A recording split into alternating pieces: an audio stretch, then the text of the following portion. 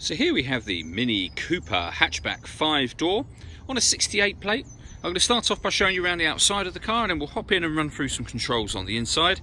But from the outside you can see it's got alloy wheels, 5 doors as I mentioned already, along with that black roof and the black mirror caps to match. We'll start off inside the boot and then work our way around the rest of the car from there.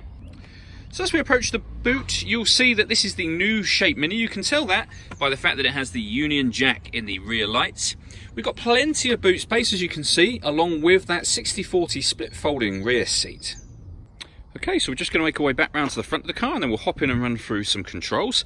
But now that we've done a full circle of the car, you can see that it's in superb condition the whole way round. Just briefly before we climb in, I think it's well worth seeing the interior from this exterior point of view. There's plenty to run through on the dashboard, so let's hop in and we'll do that right now.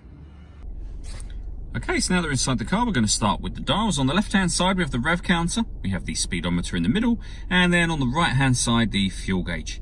You can see at the bottom in that middle section, the total miles for this car are 7,629. You can change the information that's displayed above that by pressing a button on the end of the indicator store for various different bits of fuel economy information, or the digital readout for the speedometer that you see being displayed at the moment.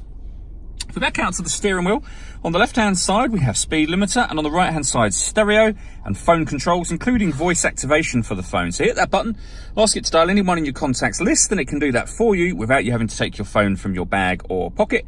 That is of course once you paired the phone up, and that is done over on the central screen just here under the communication heading that we're looking at the moment, and then under manage mobile devices and connect new device.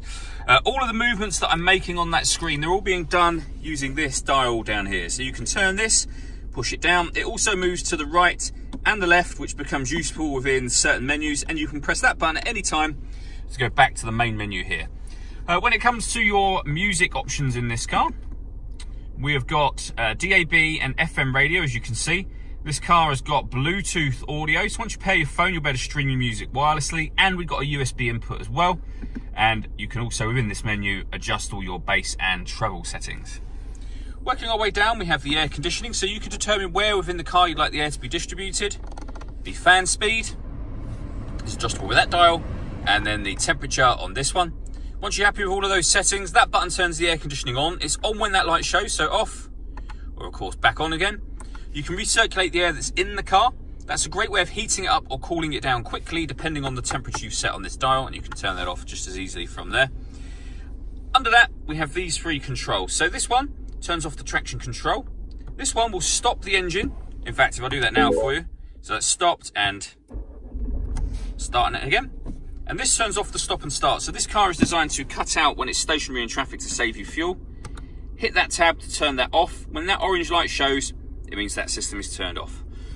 Under that, we have a 12-volt charging socket under this cap and the USB input that I mentioned previously. And then finally, a 6-speed manual gearbox. All that leaves me to say is thank you for taking the time to watch this video. If you'd like to come and see the car in person and have a test drive, please feel free to call any of our MJA sites. We'd love to hear from you soon.